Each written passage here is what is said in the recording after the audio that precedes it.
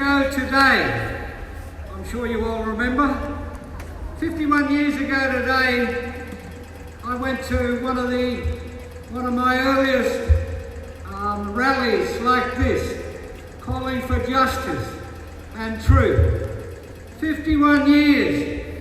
Some of us have been doing this every year, calling for a greater awareness and understanding of Australian history. That's what this day really is all about. This is the day that Australia chose to celebrate. An unfortunate date to choose, that's the reason we're all here. But a lot has been said in recent times, in the last year or two, especially with the rebirth, if you like, of the Black Lives Matter movement internationally. I'd like to remind you that 50 years ago, there were very similar conditions to what we see today, historically. 50 years ago, there was a major international movement against racism. The primary issue then had to do with apartheid in South Africa. But groups all around the world, such as us, took advantage of the fact that large numbers of non-Aboriginal Australians suddenly appeared in the streets in 1971, demonstrating against apartheid. Some of us challenged the anti-apartheid activists then and said, okay, you're demonstrating against racism, fine. But what about the racism here, in your own backyard? What about here, where you may have to face up to reality? But you were part of the problem, perhaps. 1971, the anti-apartheid movement took up the challenge that we threw out to them, and they started joining us in our big land rights marches in 1971.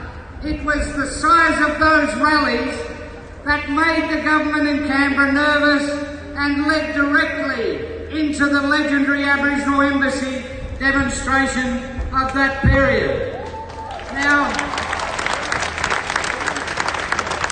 one of the major issues in 1971 that we were able to illustrate to the world about the similarities of the situation here were the number of Aboriginal people incarcerated, the numbers of Aboriginal people who were dying in custody 50 years ago.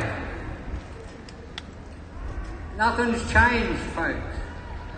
Nothing's changed. What has changed, I might say, standing here looking out at all you mob, is that large numbers of ordinary Australians are out here with us and supporting us in the same way as they did in 1971. That led to significant change in Australia. The Aboriginal Embassy changed the course of Australian history, and we are again in an epoch, in a moment of our history where we have the same chance again.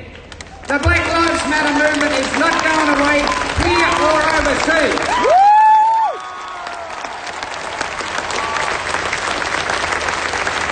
In the same way overseas, the Black Lives Matter movement led to the challenging of colonial statues and recognition of colonial era sort of things.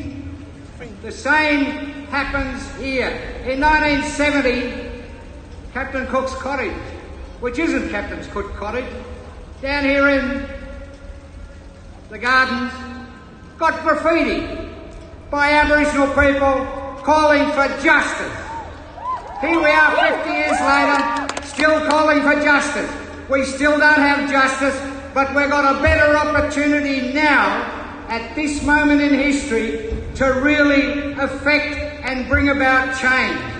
The huge march that we see here are the sort of things that are going to move people who infest this gasworks up here and the gasworks in Canberra. Politicians take notice when large numbers of people make their opinions known. So, just one other aspect of history for you that you may not know.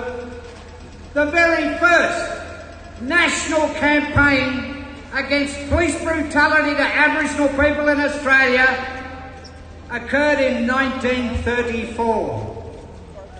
That's a long time ago, folks.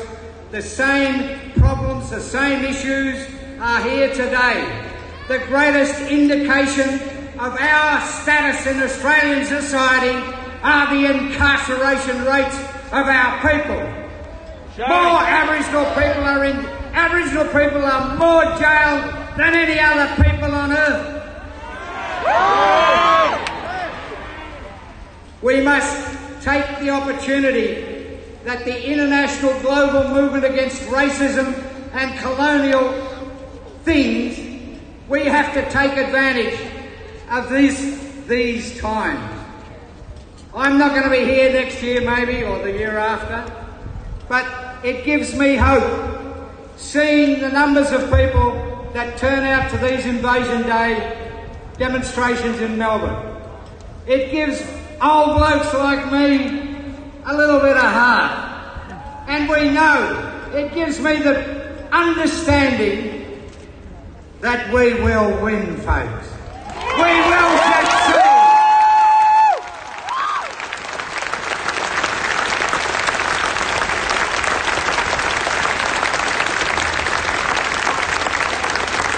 What more can I say, folks? Maintain your rage, maintain the fight, and as I said a couple of years ago here, a word of advice from an old codger. Rule number 1,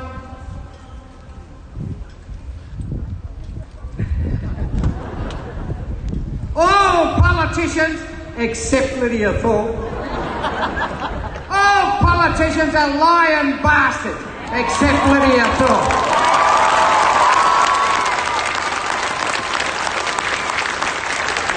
I'm incredibly proud of my sister Lydia. I've known her since she was a baby. She gives me heart, and she is the exception to the rule that all politicians are bastards. Thank you.